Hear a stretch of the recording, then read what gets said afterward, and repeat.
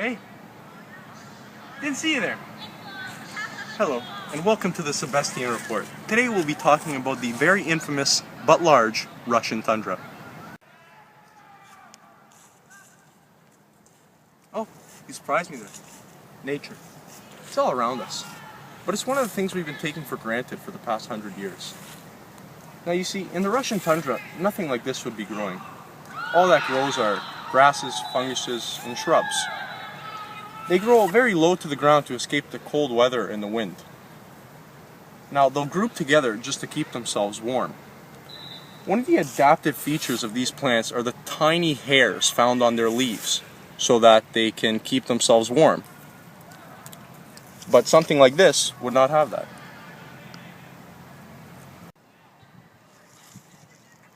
Now you see, these plants, they need a place to grow. So they need soil. Now, you wouldn't think that there'd be any types of soil in the Arctic tundra, but actually there is. Now, in the Russian tundra, there are two different types of soil. The first layer being the active layer of soil because it's constantly thawing and freezing.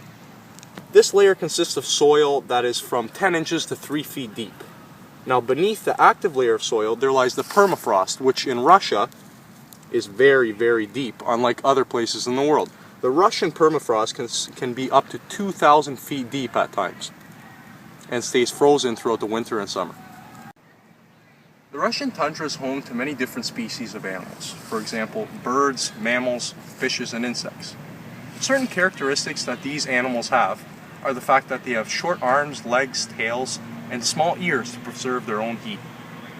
Now, many different species of birds will come to this region for the summer, but they will all leave because the conditions will become too harsh. Most people believe the Siberian tundra is a very bland landform, but here's some things they didn't know. The Siberian tundra ranges from 1,000 to 4,000 feet above sea level. Its winters are very long and summers very short. Now, the conditions of the winter are very cold. Now, the ground during the winter is coated with snow and ice. The summer brings very wet conditions once all the snow and ice melts. One unique characteristic to the Siberian tundra are hills known as pingles. Now, these hills are formed when water freezes beneath the ground and is driven up. Pingles can range from 3 feet to 300 feet. Now, the Siberian tundra is not a place you want to go without a jacket. Its winds are very strong, ranging from 30 to 60 miles per hour. Here's a fun fact for you. The human skin can be frozen within 30 seconds of contact. Wow, I wouldn't want to be there. So in today's segment of the show, we decided to interview people just to get a basis of their knowledge on the Siberian tundra. And the results were very surprising when we asked people what they thought about the deforestation rates in the tundra. Knowing that there aren't any trees in the tundra, here were their results. So where is the Siberian tundra located? Russia. Where is the Siberian tundra located? In Russia? Near. Okay. So where is the Siberian tundra located? To be honest, I'm not too sure. Okay. Can you tell me where the Siberian tundra is located? Well, it's located in Russia. It's referred to as the taiga in Russian, and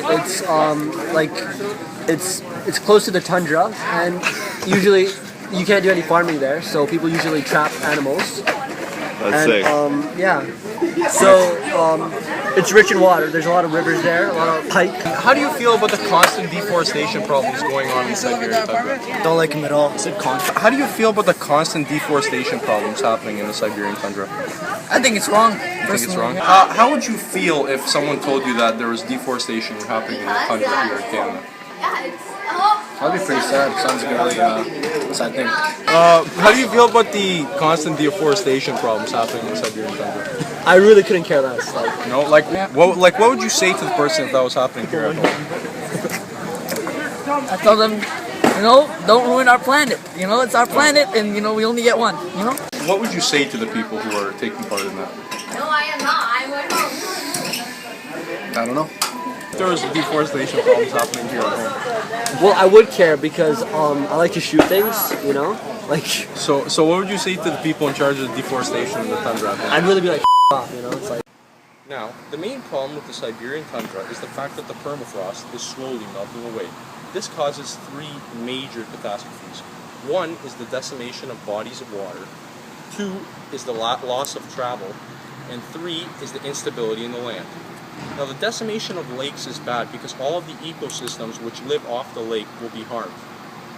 The loss of travel is bad because then people just can't do things that they would be able to do on a day-to-day basis.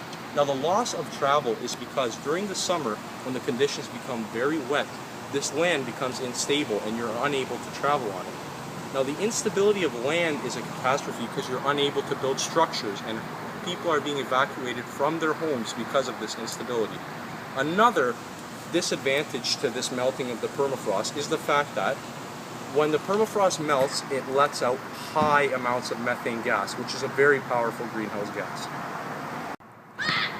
With time running out and a solution needed, scientists have found a way to reduce the melting of the permafrost by introducing new specimens not native to the area, such as moose, caribou deer, and bison. These animals are able to stomp down on the snow and ice, which decreases the amount of insulation to the permafrost, so that the permafrost will not melt as quickly and lower temperatures will be reached. Thank you for tuning in to this week's episode of the Sebastien Report. Tune in next week when we will be interviewing the catch of the day, famous scientist Egon Castrati, when he explains to us how hangovers work. Thank you.